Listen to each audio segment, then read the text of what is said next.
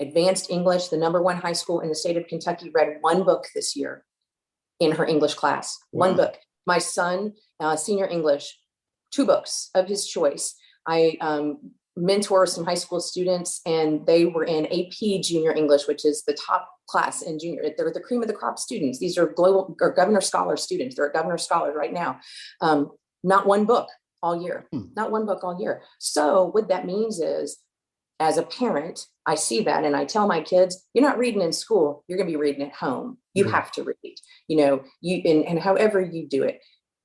Yes, the schools should be educating our children. They're using our tax dollars. They are our children. They should be doing that. If they're not, it's our responsibility. It's our responsibility to make sure they know their ABCs and 1, 2, 3s before they start school. It's our responsibility. It's not the government's responsibility to do that. That's how it is in Germany. The state wants to educate their children because the state wants a certain type of education. I don't want that in America. I want to educate my own children, and I want to have some say in how they're educated once they go to school. So you've pretty much have defined America. What makes us unique, different, in that it's about liberty.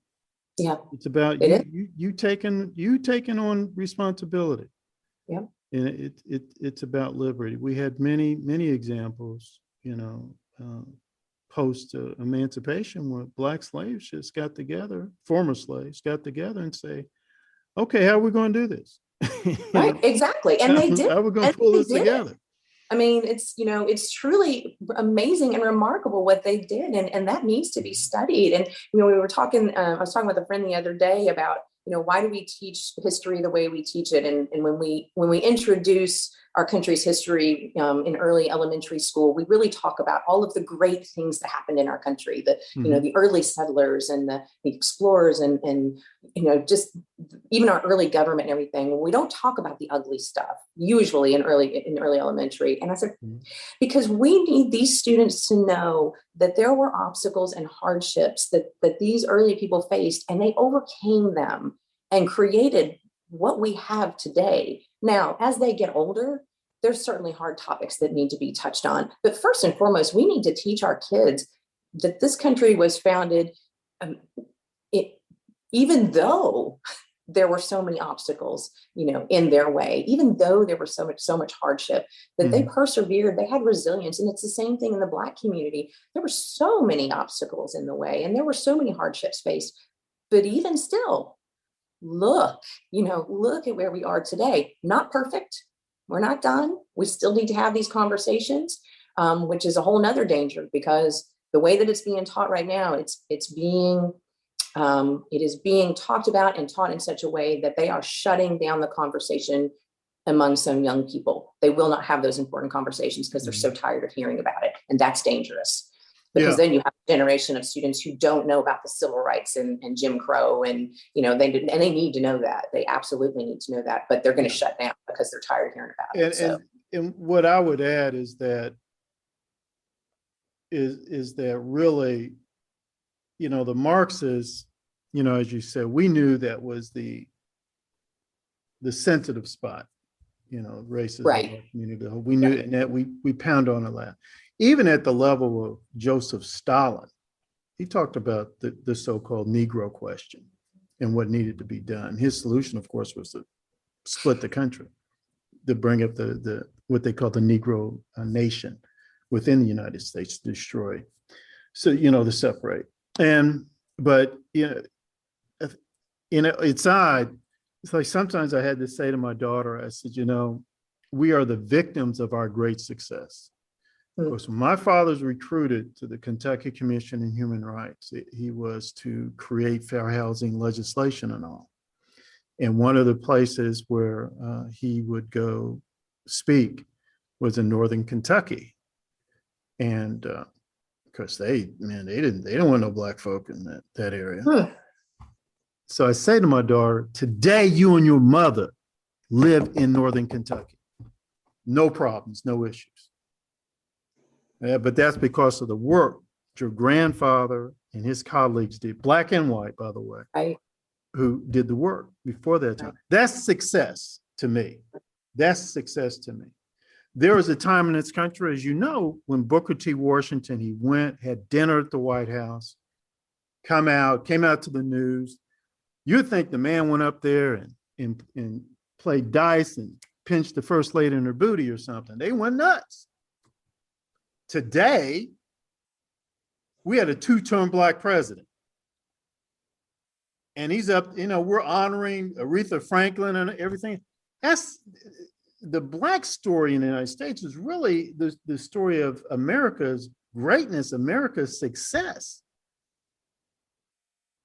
Well, and I think that you and I are viewing that through a lens of success and hope for the future, because we know where it's come, and of gratitude for the people who've gone before and who have fought those fights. Unfortunately, those who would peddle critical race theory view that from the perspective of, yeah, but why was Booker T. Washington treated that way in the first place? Yeah, but why weren't Black people in Northern Kentucky in the first place? Rather than saying, okay, it was bad. I mean, we know that. We're not, right. No opponent of critical race theory is saying all of that stuff was okay. Nobody is. And that is a false argument when people say that. What we are saying is we're looking at that as that was successful and we owe those people gratitude. And in living out that gratitude, we keep perfecting. We keep having those conversations. We keep improving the situation. We keep making sure that things are equal, not equitable necessarily, because we cannot control the outcomes. I have 4 children. They have gotten the same level of parenting. They have had the same opportunities, the same resources, and I'll guarantee you that their outcomes will not be exactly the same. If I can't do that for my 4 children, there's no way we can do that for 100,000 children in the district of Jefferson County, let alone all over the state of Kentucky. So I think that one of the things that is lacking in our young people today, in our society today, is gratitude. Every day I'm filled with gratitude for everything in this country, in my community, and the people who went before me, the people who just encouraged me, and gratitude is missing from so many because you have this sense of entitlement, and that goes across genders, races, ethnicities, religion, everything. It's so that's just and when I'm looking at these stats, reading proficiency no more than 28%, I'm not seeing how critical race theory is going to help boost that. To me, it's just common sense. Dude, we got to teach math. We got to teach reading. The science stats are just as low. I just got depressed after I did the reading and the math stats and went to science. The first science stat was 10% proficiency. I stopped right then and there. See, we need to go to the basics. You want to talk all this crazy stuff about, well, you brought up intersectionality, LGBTQ, TIA. What are you talking about? It's crazy. I looked up, there's a middle school here in town that it has an after school club called Pretty Brown Girls. And it's a good club. The club is meant to empower young brown girls is what they, under the description of it. The principal was able to fund this club, which I'm not really sure how that goes. I can't find that out because I didn't think principals were allowed to fund clubs like that, but they were. But this particular middle school is 80% minority population, and the reason that they said they started this club is because the girls there felt ignored and overlooked. Now it's 80% minority population, so I'm not sure how they're ignored or overlooked since they are the majority in the school. But then I looked up their proficiency scores, and I believe their literacy proficiency is 24%.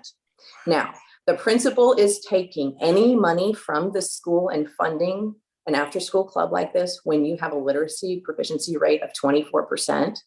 I would be livid. I want to say their math proficiency was in the teens. I would have to go double check, but it was, I don't care. You can have all the after-school clubs that you want. You can have, and I don't care what they're called, and I don't care what they do. But your academics better be in line before you go funding any after school clubs that do anything. And that's where I think this is not just a parent problem. This is a taxpayer issue.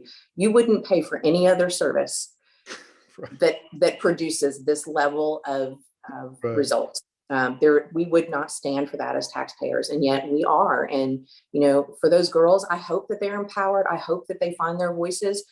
but I hope that they are well educated when they do. I was talking to a group yesterday and I said, the role of the school is to cultivate the next generation of well-educated citizenry.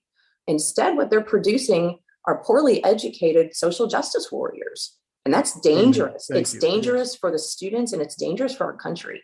And we've got to get back to the basics and we'll give them, open the way for them to have a voice. Our vice president happens to be a woman of color. I don't know if they noticed that or not, but she is. And, so there's definitely avenues for that. And I think that there are, Dr. Carol Swain is one of my favorites.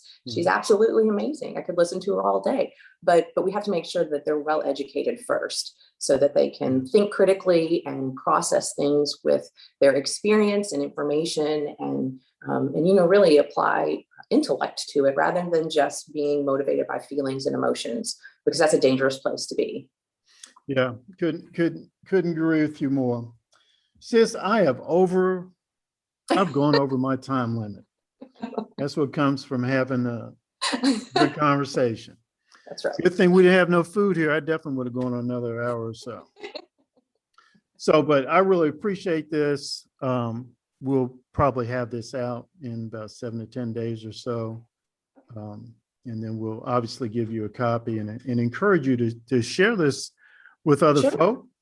Yeah. And, maybe we can do this and have a couple of friends and I tell you who I would really love to chat with on here is Corey Arthur. Mm-hmm. He and I go back to his teaching days at Hyde Elementary, and we are friends who disagree pretty strongly on a lot of issues. But we had a conversation a little while back, and we both jokingly said, what we need is an adult version of J.A. Biztown and Finance Park. We were just, mm-hmm. How can we help the people in our community? So, but